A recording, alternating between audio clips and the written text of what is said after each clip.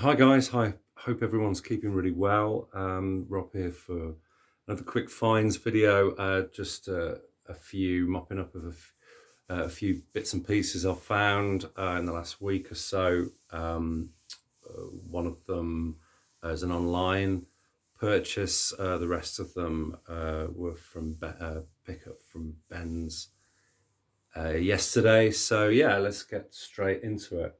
Okay, the first one is the online buy.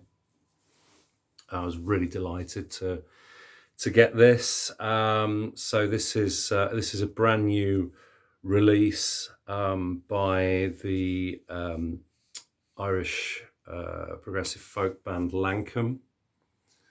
So this is their brand new album False Lankum that was issued this week.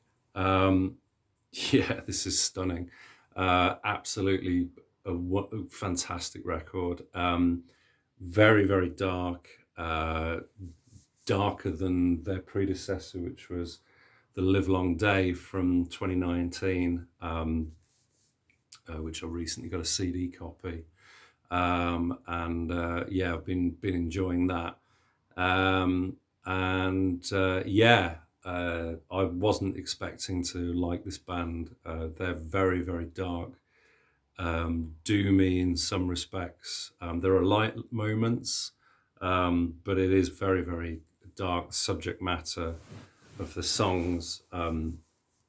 They research and play a lot of really old traditional Irish songs and folk songs. And the opener, which the singer Reddy Pete um, uh, decided to cover, is the one that's I think was released as a single. It's called "Go Dig My Grave," um, which is a retelling of a song called "The Butcher Boy," which has been recorded by a lot of different artists. This particular version Reddy learnt from a version by a singer called Jean Ritchie from 1963, of which this one is based on. I haven't heard that, but I'll be definitely interested to check that out. Yeah, and it's just an 8-minute funeral dirge, for once, want of a better term, but it's just done in such a stunning way that's just dark and compelling, and just the drone of the uilleann pipes and harmonium, which is a kind of signature of their sound, just really, really draws you in. And Yeah, just wonderful. The record continues with the second track, "Clear Away in the Morning," which is a kind of bit of light relief when one of the guys takes over the vocals on that one. And it's a double album, or it's over two vinyl records. And the vocal tracks are interspersed with what they call fugues. So the little instrumental motifs, which are really interesting. A lot of kind of slide, bowed, if kind of the instruments are kind of bowed in weird and wonderful ways. They make use of a lot of natural echo and reverb. Yeah, they're like no other folk band I've ever heard, really. So yeah, really, really excellent listen, and highly recommended. This is on Rough Trade. Wonderful artwork there, sort of reminiscent of kind of Davy Jones locker sort of thing, and just complements the music wonderfully. There's also on the inner sleeves, just the label, there's some background on the songs, history of the songs, sort of their origins, etc. Yeah, it's just a great package. Yeah, I love this artwork. Really, really wonderful. So yeah, that's Lankum and False Lankum. Okay, changing it up completely. Was listening to a lot of later Bowie recently. Just got back into that kind of Berlin trilogy sound. Just sort of revisiting that. Hadn't listened to it for quite a while, and I've got my last video got a Brain Records sampler from 1978, and yeah, it's just kind of intrigued me and just got me to want to listen to more German music. So this is one I was familiar with, but I've never owned it on vinyl. So this is a reissue, I think 2019 reissue of Noise' first album. Yeah, Bowie was heavily influenced by this band, particularly on sort of Low and Heroes. This is on a white vinyl.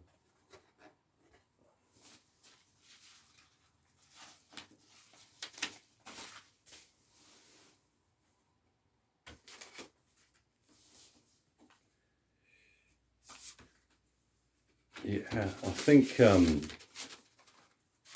Michael Rother was actually supposed to play on, I think it was Low. I think he was invited to come along and play on that session, but it didn't happen. So in the end, but yeah, really great, great listen, and a precursor to obviously that new wave and punk that would come later. Okay, and another German artist that was on that sampler was this group. This is Novalis. So this is their debut from 1975. And this is quite different.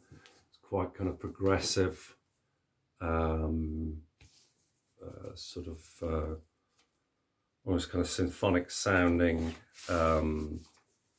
arguably kind of more melodic than Neu. That Brain label, nice label there.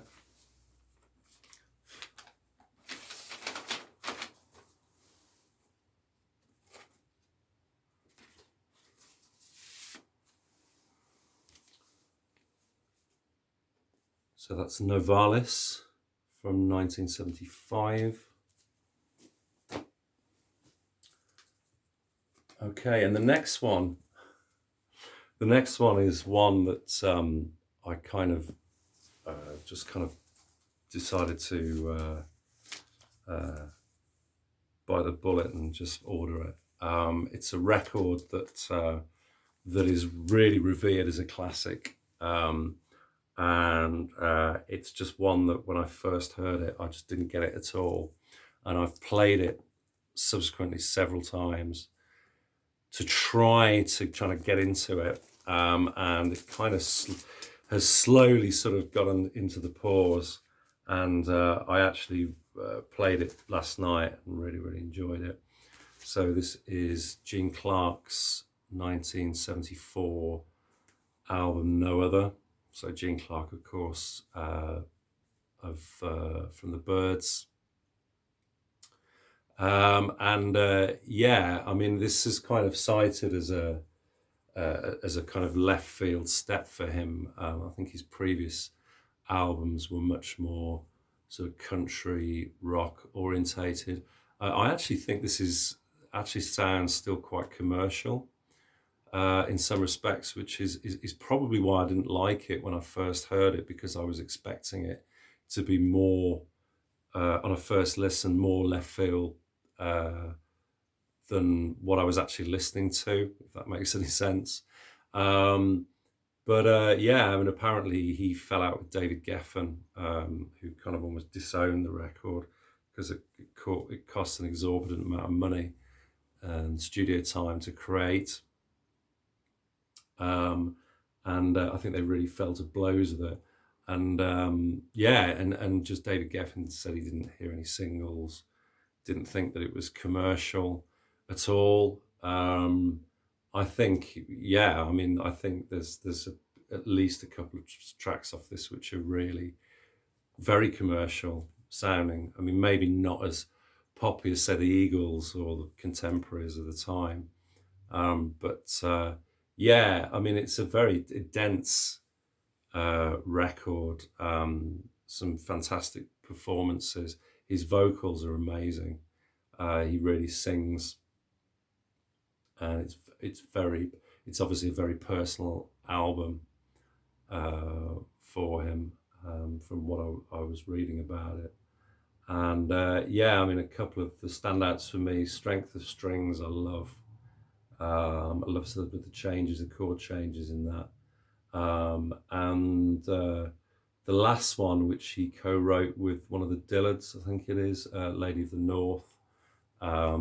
Really, really enjoyed that, and a great way to end the record. So yeah, that's Gene Clark and No Other, a record that's a classic record that's finally clicked with me and got under my skin. So yeah, glad to get that in the collection. Okay, and then the last one is just a comp that Ben's had in the shop for years.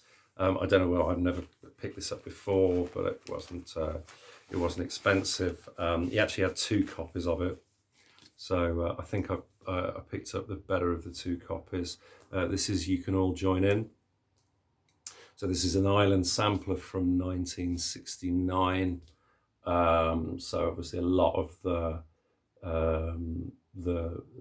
sort of acts, sort of folk and burgeoning kind of prog rock acts that were coming along at the end of the 60s. So you got Jethro Tull, Song for Jeffrey, Spooky Tooth, Free, I'm a Mover, What's That Sound, Art, which is basically the Stephen Stills song, For What It's Worth. You Can All Join In, Traffic, Meet on the Ledge, classic Fairport Convention, The Wonderful Rainbow Chaser by Nirvana. Those 2 albums they did are still eluding me and very rare and expensive, so I don't know whether I'll ever pick either of those up. And yeah, just a great little comp on the Pink Island. It's a little bit noisy here and there, so I need to, I think, perhaps give it a few more spins on the spin cleaner. But yeah, happy to get that one. Okay guys, so that's it. Very quick one today. Hope everyone's keeping well, and I'll be back with another video hopefully soon. Cheers, all the best to you. Take care guys, bye.